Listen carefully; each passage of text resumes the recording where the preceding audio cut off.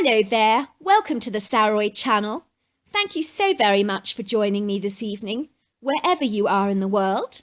And you're really going to love tonight's story because we're talking about a young girl who actually gets physically abducted by these nasty men who end up throwing her into the woods because she's the wrong girl that they wanted to abduct.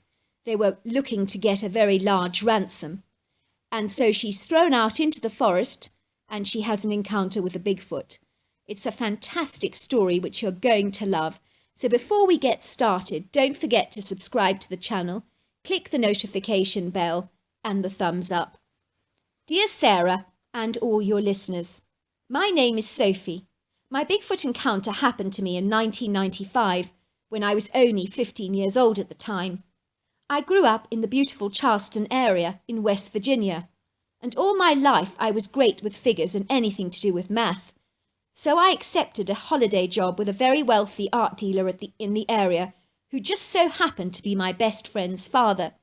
He wanted me to help him with his tax returns and with some general dog's body office jobs that required someone with a head for figures, and so naturally Diana persuaded her dad to hire me over the summer holidays for the job that most people might have found tediously boring and dull, but certainly not me.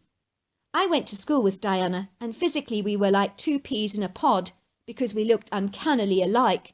We both had long, dark, flowing hair, blue eyes, and fair skin.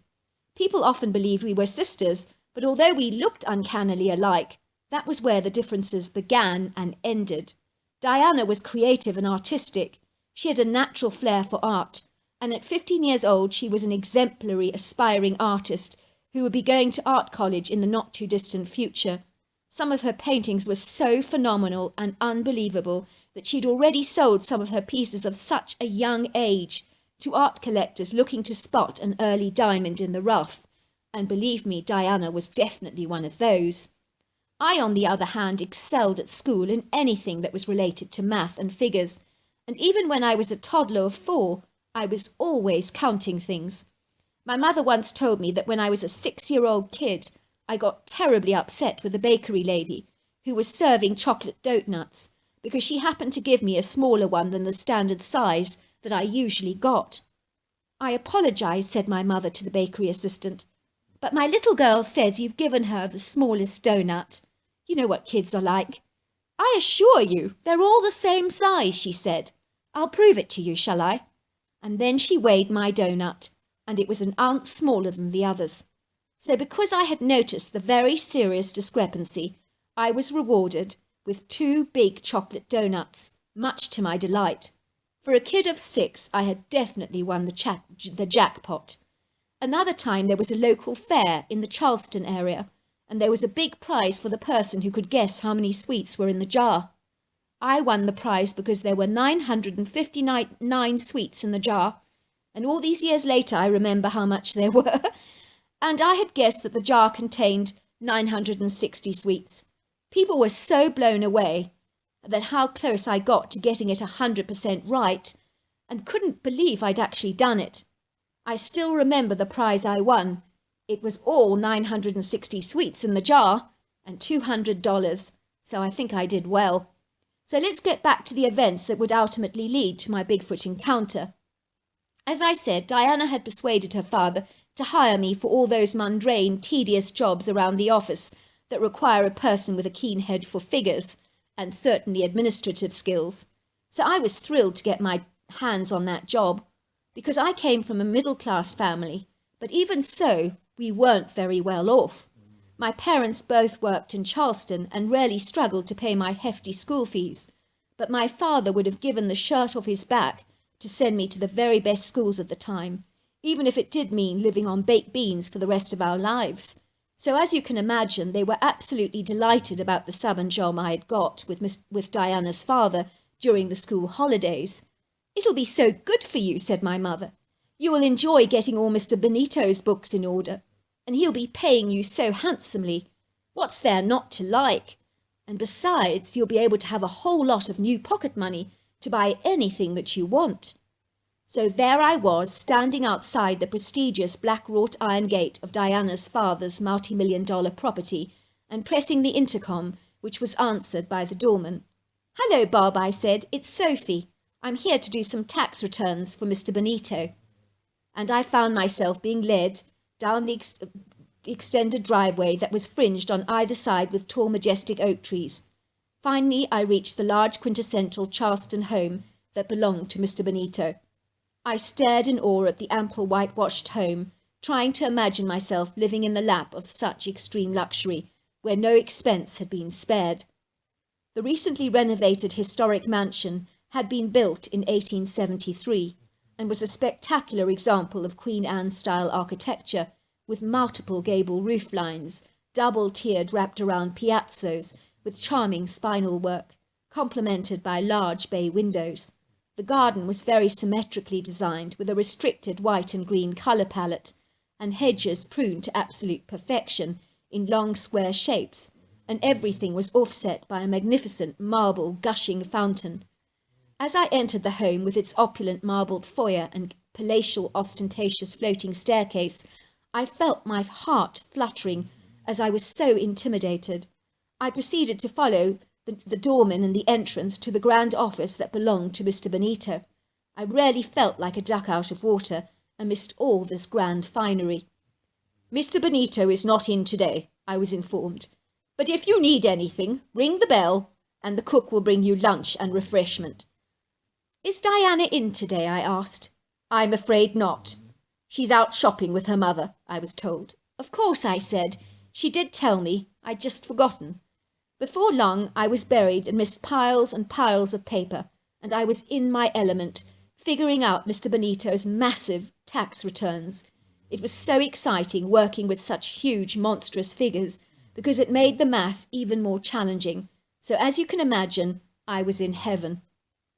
It was at about 3 p.m, and my mother was due to pick me up in an hour's time from the mansion at about 4, that I decided to take a brief walk around the neighbourhood that would be energising and uplifting, as I had completed everything that I needed to do for the day. "I'm going for a quick walk," I said. "I'll be back in about 25 minutes. It was a very opulent neighbourhood, with the streets lined with majestic tall oaks that towered in the skies like great giants. There were also emerald green, meticulously mowed lawns everywhere, and walled terraced gardens, manicured to perfection. It really was great, investigating how the other half lived. As I proceeded to walk down the path, a man in a black, imposing car pulled up to me. "Hello," he said. "Could you tell me where Mr. Benito's residence is?" "Oh, that's funny you should ask. I've just come from there," I said, pointing in the direction of Mr. Benito's house.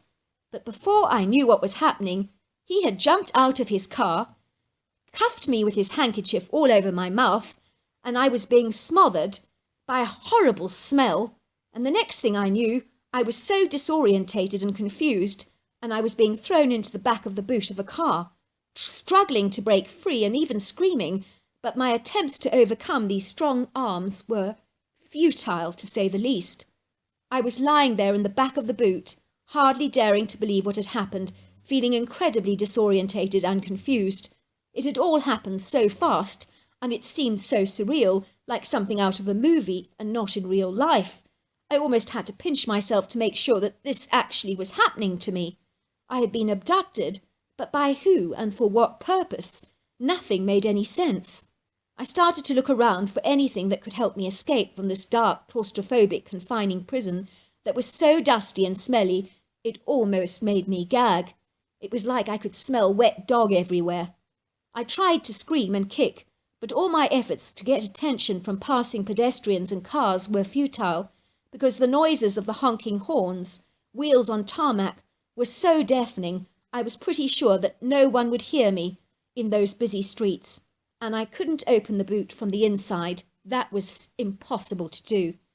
I could tell that there were 2 men in the car. I could hear their muffled tones of their voices and very masculine laughter. I still remember that it seemed like a lifetime being stuck in the boot of that horrible confined car, and it was the most terrifying feeling, wondering what was going to happen to me at the end of our journey.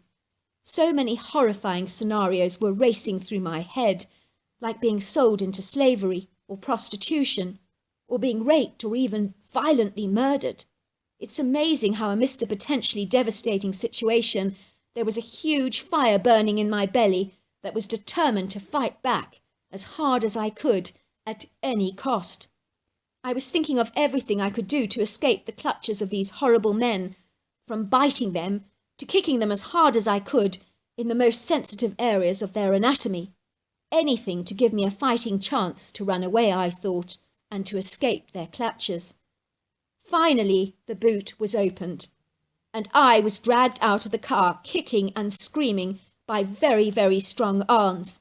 And all that I remember was that suddenly I was injected with something that made me become all woozy and lose consciousness.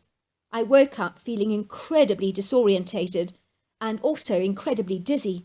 I found myself sitting on a chair with both my hands and arms tied up with bandages, so I was pretty much immobilized. Then I saw him. I will never forget that mean, nasty face as long as I live. He was not old, possibly about 25, but he looked like someone you would expect to see on death row awaiting execution, who was nasty and obnoxious in his appearance. He rather reminded me of a bull terrier because he had those mean, brown, deep-set eyes that were cold and heartless and devoid of any humour and kindness.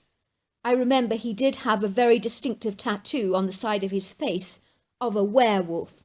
I mean, who tattoos a werewolf on their face? And he had a deep jagged scar on his left cheek that was not attractive at all.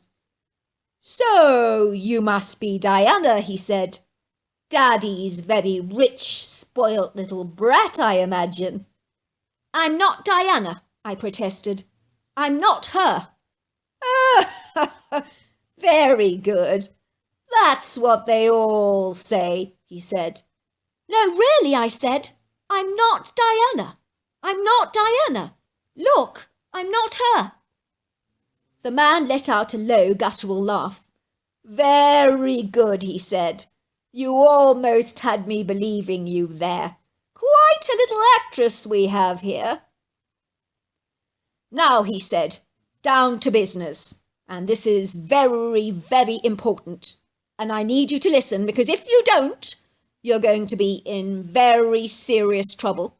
And yes, the worst can happen if you don't obey. I need you to speak to your father on the phone and to tell him that you are here with us and that I am demanding $25 million. Do you hear that? $25 million. No less, no more. And that will be for your safe return. In cash, of course." "I told you," I said. "I'm not Diana. I know I look like her, but I promise you I'm not her. Everybody confuses us. Everybody at my school thinks I'm Diana, and vice versa, but I am not her. I promise you. If you don't believe me, phone her father. Phone her now. You'll see that I'm telling you the truth because Diana will be at her house. If you demand a ransom for me, Diana's father will laugh at you because Diana's at the house. I'm not her daughter." "Then why were you seen coming out of the Benito residence? If you don't live there, and you look exactly like Diana." "I'm working there. I'm doing some admin work for Mr. Benito. I'm helping him with tax returns. That's all. I'm not rich. I don't have any money. Mr. Benito does, but I don't. I just work for him." I watched the man scowl furiously as he opened up a drawer in his desk and brought out a photograph of my best friend Diana. "That's her," I said. "Look closely at the picture. I admit I do look like her. We are very alike.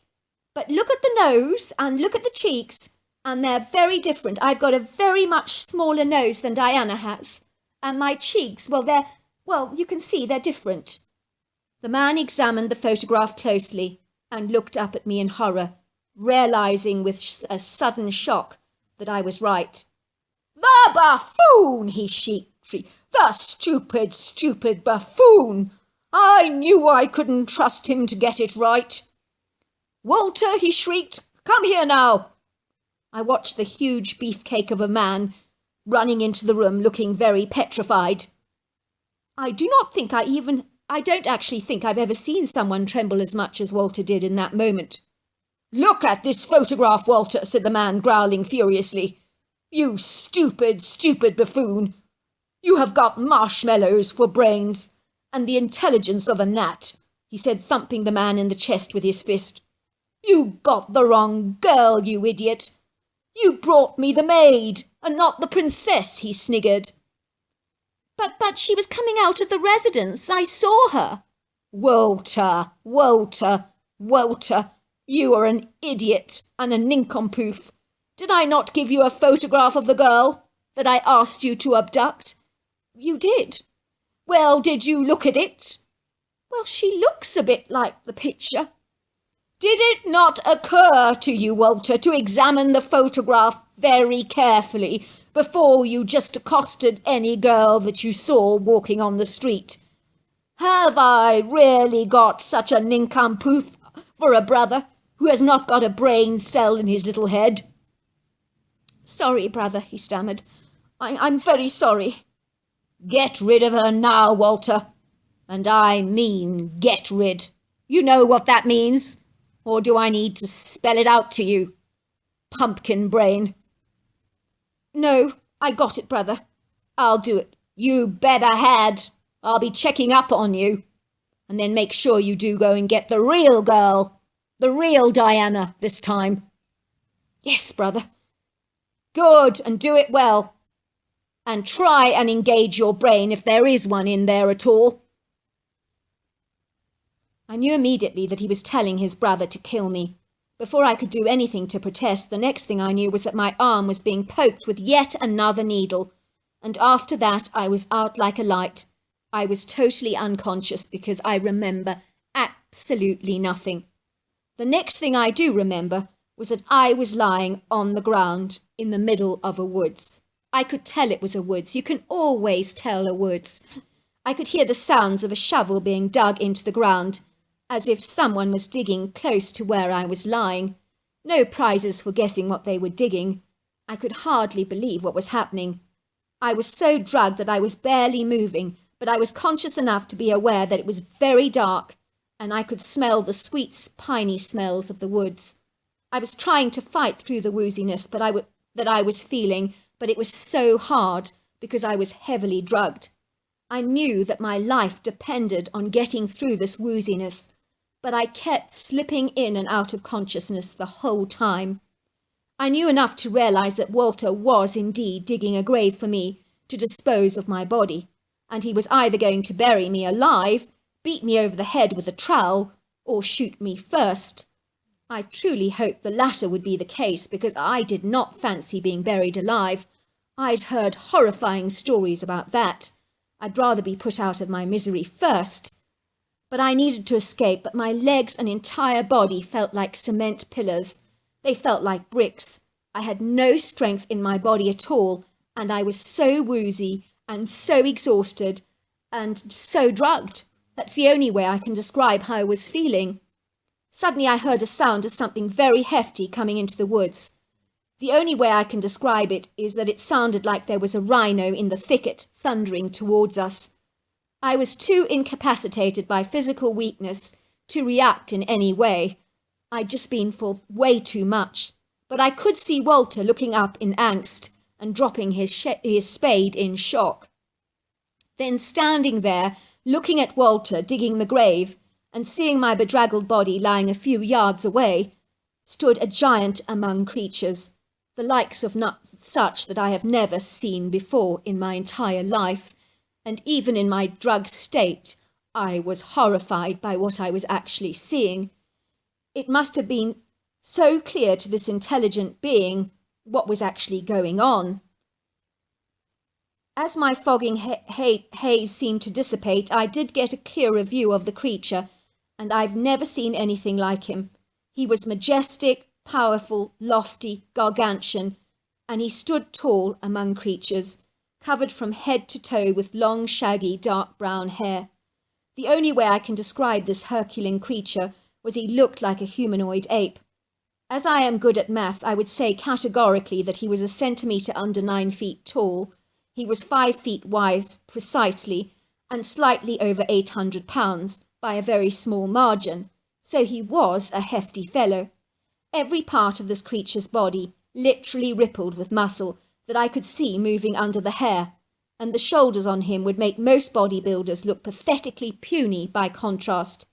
He possessed the very typical arms you would expect to see in a primate, only his arms were infinitely larger and much more muscular, and he had very humanoid hands and feet. The creature had a distinctive bullet-shaped head with a long, hairless, dark brown face, deep-set dark eyes, a big flat nose, and a very slender mouth. Suddenly the creature let out the most raucous scream that was so terrifyingly shrill it went right through me, and then he roared, and the vibrational boom was so intense it caused the whole ground to shake like a small volcano. I could hear Walter bawling, "No! No! No!" The next thing I knew was that the creature was beating his chest violently in a show of dominance, and then he lunged towards Walter, and he shrieked loudly, and there was no mistaking his intent. The creature was utterly incandescent with rage and extreme fury. Walter was standing there shaking like a leaf, and was physically crying real salty tears that poured down his cheeks in torrents. I actually almost felt sorry for him in that moment. How could you feel sorry for someone who was actually digging your grave? I don't even understand myself for that. Suddenly Walter was being kicked by the creature with his strong muscular legs, and Walter was howling out in pain, and the creature punched him several times, and then threw Walter into the open grave that he had dug. At that moment, I do not know whether Walter was dead or alive, but he had very definitely been badly beaten, and I was certain of that. The creature reached for some of the loose soil, and making a few angry grunts, he threw a lot of the loose soil over the man. I could feel my heart beating violently in my chest, and I could hear the creature moving towards me. Oh no, I thought, now it's my turn to have my lights punched out by this creature. As he approached me, his movements were very gentle and calm. I saw the creature squatting and looking down on me curiously. I heard him make some strange ape-like grunts. He put his thick finger on my face as if to examine me, and when he saw my eyes blinking, I heard him make an excited "woo, woo," as if to say, "She's alive." He made a few happier grunting sounds as if he was terribly pleased.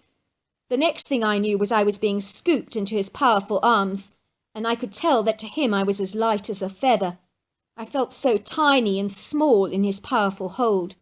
It was so dark in the woods, and I should have been terrified by this apex predator. But the most extraordinary peace came over me, flooding over me with such an incredible warmth. I just knew that he was helping me, and I just felt so relaxed in his huge, big arms. I felt safe, secure, and serene. I had no idea where he was taking me, but I trusted him.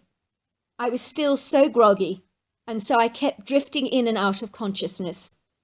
I do not know how long I was in this creature's arm, but I might as well have been in there for an eternity, because he carried me with such smooth grace that I was in a comfortable state. The next thing I knew was that I was being put down outside the door of a farmhouse, and well, you've guessed it, the rest is history. I did report my abduction to the police, and due to the police artist doing a great job on the sketch, the two men were identified and arrested. I never told anyone about the hairy humanoid that saved my life for fear of ridicule. I mean, who would have believed me that my life had been saved by a hairy humanoid that I now know to be a Bigfoot? I do believe the Bigfoot knew that Walter was trying to kill me and bury me, and I think it incensed him so much that he went out of his way to help me and took me to the farmhouse where I would get help. You see, the creature was incredibly intelligent. After Mr. Benito discovered that I'd been abducted for ransom instead of his daughter, he and his family moved to Switzerland. I think he was very worried that it could actually happen to Diana again in another situation. I still am in touch with Diana all these years later, who is now a very successful artist. So there you are. That's my story.